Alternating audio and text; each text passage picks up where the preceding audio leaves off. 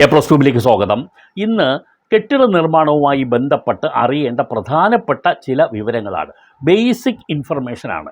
കാരണം ഇത് നിങ്ങൾക്ക് പല കൺഫ്യൂഷനും ഒഴിവായി കിട്ടാൻ സഹായകരമാകും.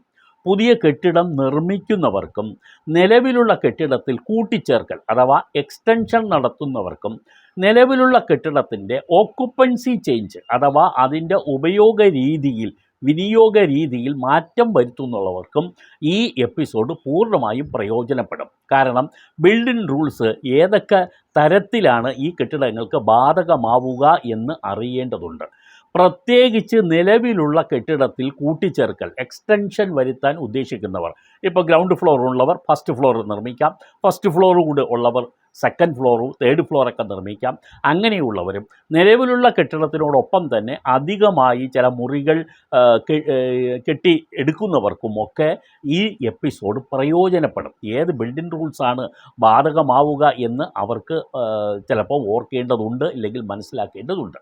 അപ്പോൾ നിലവിൽ നിങ്ങൾ മനസ്സിലാക്കാൻ ഉള്ളത് ഈ മുനിസിപ്പൽ കെട്ടിട നിർമ്മാണവും പഞ്ചായത്ത് കെട്ടിട നിർമ്മാണവും ഇത് സംബന്ധിച്ചിട്ടുള്ള രണ്ട് വിഭാഗങ്ങൾക്കുള്ള ചട്ടങ്ങൾക്ക് ഏകദേശം സമാന രീതിയാണ് പല ഭാഗങ്ങൾക്കും ഉള്ളത്.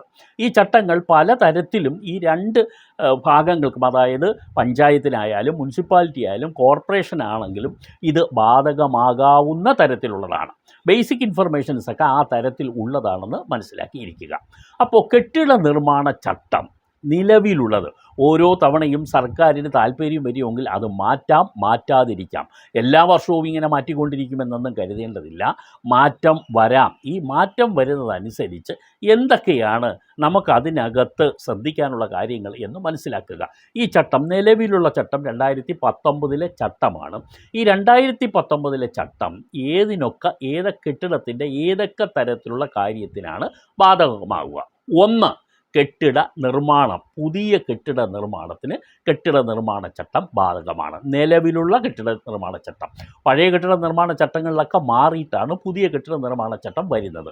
പുതിയ കെട്ടിട നിർമ്മാണ ചട്ടം വന്നാലും അതൊന്നും തന്നെ ബൈൻഡിങ് അല്ല, നിലവിൽ ബൈൻഡിങ് ആണ്. പക്ഷേ അടുത്ത ഒരു ചട്ടം വരുമ്പോൾ ആ ചട്ടമായിരിക്കും അപ്പോൾ ബാധകമാവുക. അപ്പോൾ ഏത് കെട്ടിടത്തിനാണ്? അതുമുതൽ നിർമ്മിക്കുന്ന കെട്ടിടത്തിന് ബാധകമാകും. അല്ലെങ്കിൽ ആ ചട്ടത്തിൽ എടുത്തു പറയുന്ന രീതിയിലുള്ള നിർമ്മാണങ്ങൾക്ക് അത് ബാധകമാകും. ഇപ്പോൾ 2019 കെട്ടിട നിർമ്മാണ ചട്ടത്തിൽ പറയുന്നത്, ഈ ചട്ടം ബാധകമാകുന്നത് പുതിയ നിർമ്മാണങ്ങൾക്ക്, ഈ ചട്ടം വന്നതിന് ശേഷമുള്ള നിർമ്മാണങ്ങൾക്ക് ഈ ചട്ടമായിരിക്കും ബാധകമാവുക എന്നുള്ളത്. രണ്ട്, ചേഞ്ചസ്, ബിൽഡിങ്ങിൻ്റെ ചേഞ്ചസ്, ബിൽഡിങ്ങിൽ കെട്ടിടത്തിൽ മാറ്റം വരുത്തുന്ന കാര്യത്തിൽ ഇത് ബാധകമാകും. മറ്റൊന്ന്, ഈ കെട്ടിടത്തിൻ്റെ വിനിയോഗം അഥവാ ഉപയോഗക്രമം, ഓക്കുപ്പൻസി ഓർ യൂസ് എന്ന് പറയും. ഇത് രണ്ടിനും ബാധകമാകും.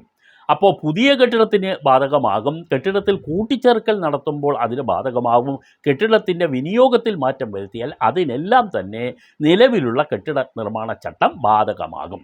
അപ്പോൾ ഏത് തരത്തിലാണ് പുതിയ വിനിയോഗത്തിലോ ഉപയോഗക്രമത്തിലോ നിങ്ങൾ മാറ്റം വരുത്തുന്നുണ്ടെങ്കിൽ അതായത് ഓക്കുപ്പൻസിയിലോ യൂസിലോ മാറ്റം വരുത്തുന്നുണ്ടെങ്കിൽ all parts of the building affected by changes എന്നാണ് ഈ റൂൾസിനകത്ത് പറയുന്നത്. ഈ കെട്ടിടത്തിൻ്റെ മാറ്റം കൊണ്ട് കെട്ടിടത്തിൻ്റെ ഏതെല്ലാം ഭാഗങ്ങളെയാണ് ഈ മാറ്റം ബാധിക്കുന്നത്, അവിടെയെല്ലാം ഈ ചട്ടം ബാധകമാകും എന്നുള്ളതാണ്. ഇനി അതുപോലെ അഡീഷനും അല്ലെങ്കിൽ എക്സ്റ്റൻഷനും ബാധകമാകുമ്പോൾ, കൂട്ടിച്ചേർക്കൽ അല്ലെങ്കിൽ വിപുലീകരണം ബാധകമാകുമ്പോൾ നിങ്ങൾ പ്രത്യേകിച്ച് ശ്രദ്ധിക്കാനുള്ള കാര്യം ആ അഡീഷനും ഇല്ലെങ്കിൽ ആ ആൾട്രേഷനും ബാധിക്കുന്ന ഭാഗത്തിന് മാത്രമേ നിലവിലുള്ള കെട്ടിട നിർമ്മാണ ചട്ടം ബാധകമാവുകയുള്ളൂ. കെട്ടിടത്തിന് മൊത്തം ആ പുതിയ കെട്ടിട നിർമ്മാണ ചട്ടം ബാധകമാവുകയില്ല. നിങ്ങൾ എന്താണോ അഡീഷണലായിട്ട് പണിയുന്നത്, എന്താണ് നിങ്ങൾ എക്സ്റ്റൻഷൻ പണിയുന്നത്, അതിന് മാത്രമേ ഈ പുതിയ കെട്ടിട നിർമ്മാണ ചട്ടം ബാധകമാകുകയുള്ളൂ. കാരണം നിങ്ങൾ വെച്ചിരിക്കുന്ന കെട്ടിടം ചിലപ്പോൾ മുൻ കെട്ടിട നിർമ്മാണ ചട്ടത്തിൻ്റെ അനുസൃതമായ കെട്ടിടമായിരിക്കും നിങ്ങൾ വയ്ക്കുക. പക്ഷേ അതിന് ശേഷം നിങ്ങൾ ഈ 2019 ശേഷം ഈ പുതിയ റൂൾ നിലവിൽ വന്നതിന് ശേഷം വെക്കുന്ന ഭാഗത്തിന് മാത്രമേ ഈ പുതിയ കെട്ടിട നിർമ്മാണ ചട്ടം ബാധകമാവുകയുള്ളൂ. ക്ലിയർ ആയോ?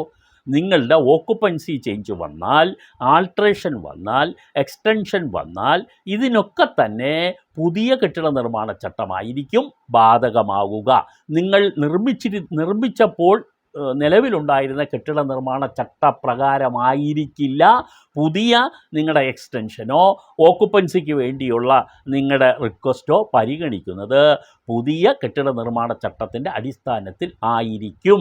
അപ്പോൾ അതായത് ചിലർക്ക് സംശയമുണ്ട്, പഴയ കെട്ടിടം വെച്ചിരിക്കുമ്പോൾ ഈ പല കാര്യങ്ങളും പഴയ കെട്ടിട നിർമ്മാണ ചട്ടത്തിന് ബാധകമായപ്പോൾ അതിൻ്റെ മുകളിൽ ഞാൻ പുതിയതായിട്ടൊരു ഫസ്റ്റ് ഫ്ലോർ നിർമ്മിക്കുമ്പോൾ എന്തിനാണ് പുതിയ കെട്ടിട നിർമ്മാണ ചട്ടം? അത് പോരെ, എൻ്റെ നിലവിലുള്ള കെട്ടിടത്തിൻ്റെ അംഗീകരിച്ച് തന്ന ചട്ടപ്രകാരമുള്ള പ്ലാനും ഈ ആ ആക്റ്റും അല്ലെങ്കിൽ ആ റൂളും തന്നെ ബാധകമാക്കിയാൽ പോരെ എന്നൊരു ചോദ്യം വരും. അങ്ങനെയല്ല, നിങ്ങൾ ഏതാണോ പുതിയ നിർമ്മാണം, അത് പുതിയ കെട്ടിട നിർമ്മാണമായാലും പുതിയ എക്സ്റ്റൻഷൻ ആയാലും ആൾട്രേഷൻ ആയാലും ഓക്കുപ്പൻസി ചേഞ്ച് ആയാലും അതെല്ലാം പുതിയ റൂൾ അനുസരിച്ചായിരിക്കും ബാധകമാകുക. പക്ഷേ ചില കാര്യത്തിൽ അതിൽ മാറ്റമുണ്ട്. അതിൽ ഒന്ന്, ഫ്ലോർ സ്പേസ് ഇൻഡെക്സ് കാൽക്കുലേഷന് വേണ്ടി ഏതാണ് എടുക്കുക, അതിന് നിലവിലുള്ള ഈ കെട്ടിടത്തിൻ്റെ ഈ ഭാഗങ്ങൾ മുഴുവനായിട്ട് എടുക്കുന്ന ചില കാര്യങ്ങളാണ് ഞാൻ ഇനി പറയാൻ തുടങ്ങുന്നത്. ഇതുവരെ പറഞ്ഞത് കെട്ടിടത്തിൻ്റെ ചില ഭാഗങ്ങൾ മാത്രം, നമ്മൾ എക്സ്റ്റൻഷൻ നടത്തണമെങ്കിൽ ആ ഭാഗത്തിന് മാത്രമാണ്, അതുപോലെ നമ്മൾ ആൾട്രേഷൻ നടത്തുമ്പോൾ ആ ഭാഗത്തിന് മാത്രമാണ്. എന്നാൽ ഫ്ലോർ സ്പേസ് ഇൻഡെക്സ് കാൽക്കുലേഷനും അതേപോലെ കവറേജിനും, ഫ്ലോർ സ്പേസ് ഇൻഡെക്സ് കാൽക്കുലേഷൻ എന്ന് പറഞ്ഞാൽ തറസ്ഥല സൂചിക എന്നാണത് മലയാളത്തിൽ പറയുക, അത് നിർണ്ണയിക്കുന്നതിനും കവറേജ് കണക്കാക്കുന്നതിനും കാർ പാർക്കിംഗ് കണക്കാക്കുന്നതിനും width of access to the പ്ലോട്ടിലേക്കുള്ള വഴിയുടെ കാര്യത്തിലായാലും, അതായത് പ്രവേശന മാർഗത്തിൻ്റെ വീതി കണക്കാക്കുന്ന കാര്യത്തിലായാലും നിലവിലുള്ള കെട്ടിടം മുഴുവനായിട്ടായിരിക്കും എടുക്കുക. ഇതിനു മുമ്പ് ഞാൻ പറഞ്ഞ എന്താണ്, കെട്ടിടത്തിൻ്റെ അധികമായി നിർമ്മിക്കുന്നെങ്കിൽ ആ നിർമ്മിക്കുന്ന ഭാഗത്തിന് മാത്രമായിരിക്കും പുതിയ കെട്ടിട നിർമ്മാണ ചട്ടം ബാധകമാവുക എന്നല്ല ഞാൻ പറഞ്ഞു. അഡീഷൻ ആയാലും ആൾട്രേഷൻ ആയാലും ഓക്കുപ്പൻസി ചേഞ്ച് ആയാലും. പക്ഷേ ഇവിടെ ചില കാര്യങ്ങളിൽ കെട്ടിടത്തിനെ മുഴുവനായിട്ട് തന്നെ കണക്കാക്കും. ഒന്ന്, ഫ്ലോർ സ്പേസ് ഇൻഡെക്സ് കാൽക്കുലേഷൻ, സ്ഥല സൂചിക നിർണ്ണയത്തിൽ, കവറേജിൽ, പാർക്കിംഗ് സ്പേസിൽ, width of access to the പ്ലോട്ടിലേക്കുള്ള പ്രവേശന മാർഗത്തിൻ്റെ വീതി കണക്കാക്കുന്നതിലുമൊക്കെ തന്നെ കെട്ടിടത്തിനെ മൊത്തമായിട്ടായിരിക്കും എടുക്കുക, ഭാഗികമായിട്ടല്ല എടുക്കുക എന്നുള്ളതാണ്.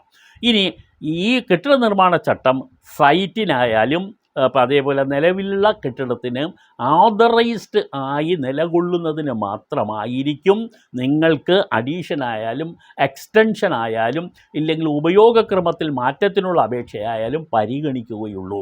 നിലവിൽ ഏതെങ്കിലും UA ബിൽഡിംഗ് ആണെങ്കിൽ തീർച്ചയായിട്ടും നിങ്ങൾ ഈ അപേക്ഷ പരിഗണിക്കുകയില്ല. അതുപോലെ തന്നെ നിങ്ങൾക്ക് അൺഓതറൈസ്ഡ് ബിൽഡിംഗ് ഡിമോളിഷ് ചെയ്യുന്നതിനുള്ള വേറെ ഏതെങ്കിലും നോട്ടീസ് നിങ്ങൾക്ക് ലഭിച്ചിട്ടുണ്ടെങ്കിൽ ആ നോട്ടീസ് നിലനിൽക്കുന്നിടത്തോളം കാലം നിങ്ങൾ ഈ ആൾട്രേഷനും അഡീഷനും പിന്നെ ഓക്കുപ്പൻസി ചേഞ്ചിനുമുള്ള അപേക്ഷകളൊന്നും പരിഗണിക്കുകയില്ല എന്ന് മനസ്സിലാക്കുക.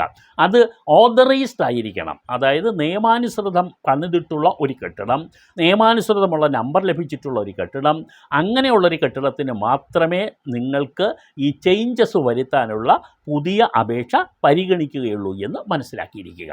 ഇനി ഇതുമായി ബന്ധപ്പെട്ട് ഒരു പ്രധാന കാര്യം നിങ്ങൾ അറിയേണ്ടതുണ്ട്.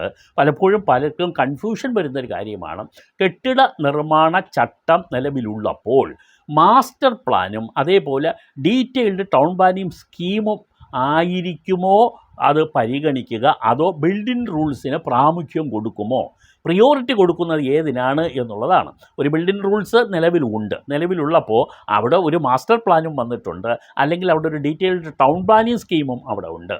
അപ്പോൾ ആ സ്കീമിൽ പറഞ്ഞിരിക്കുന്ന കാര്യങ്ങളായിരിക്കുമോ ഈ അതോറിറ്റി പരിഗണിക്കുക, അതായത് ലോക്കൽ ബോഡി പരിഗണിക്കുക, അതോ KBR ബിൽഡിംഗ് റൂൾസ്, അത് KMBR ആയാലും KPBR ആയാലും എന്ന് പറഞ്ഞാൽ പഞ്ചായത്ത് ബിൽഡിംഗ് റൂൾസ് ആയാലും മുനിസിപ്പൽ കോർപ്പറേഷൻ ബിൽഡിംഗ് റൂൾസ് ആയിരുന്നാലും അത് പരിഗണിക്കുമോ എന്നുള്ളതാണ്. അറിഞ്ഞിരിക്കുക, ഇത് നിരവധി കേസുകളിലേക്ക് വഴിതെളിച്ചിട്ടുള്ള കാര്യമായതുകൊണ്ടാണ് ഞാൻ എടുത്തു പറയുന്നത്.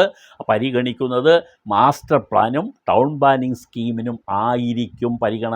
അവിടെ ബിൽഡിംഗ് റൂൾസ് പിറകിലാകും, ബിൽഡിംഗ് റൂൾസിന് അവിടെ അപ്രസക്തമാകും.